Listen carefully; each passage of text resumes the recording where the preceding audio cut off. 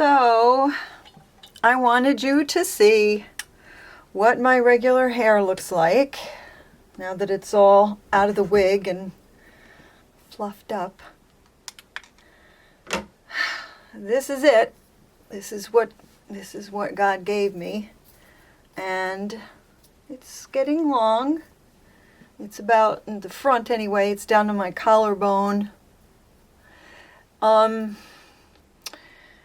So why am I going for wigs? Well, because I've been dealing with some chronic pain, and I've been having to take a lot of medicine for that chronic pain, and I have noticed that since then I am starting, unfortunately, to lose my hair. And maybe it'll all come back. Maybe it won't. That's up to the good Lord. But in the process, I started, when I did start to see it first coming out, you know, like Heather says, first you're in denial. And I was.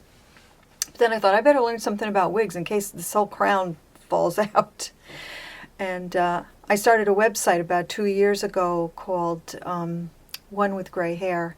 And my logo is Crown of Glory. And I know that all of us women, we want that crown of glory. First of all, it's scriptural. We're supposed to have a crown of glory. Gray hair is the splendor of the aged. And sometimes you feel more splendorous than others. But all kidding aside, it is tough for a man or a woman to lose their hair. But I think it's especially tough for a woman.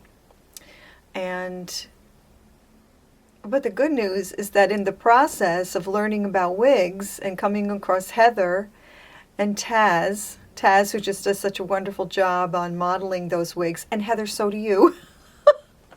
You both have a different approach to it, and I love them both so much so that I pretty much have decided to only do business with sister wigs.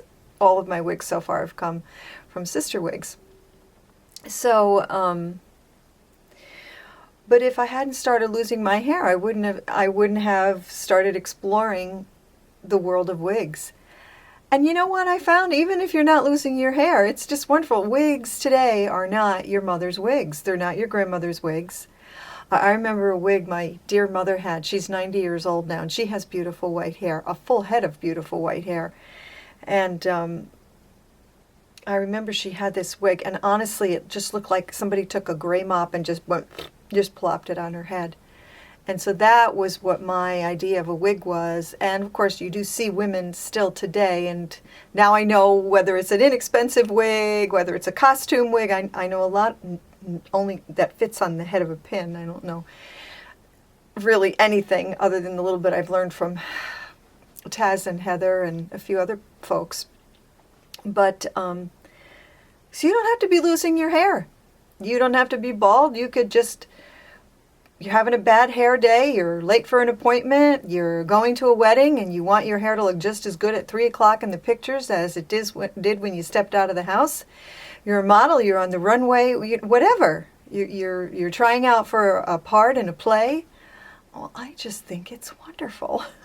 And I never would have discovered it if I hadn't gone through the chronic pain. So that's a silver lining out of having chronic pain.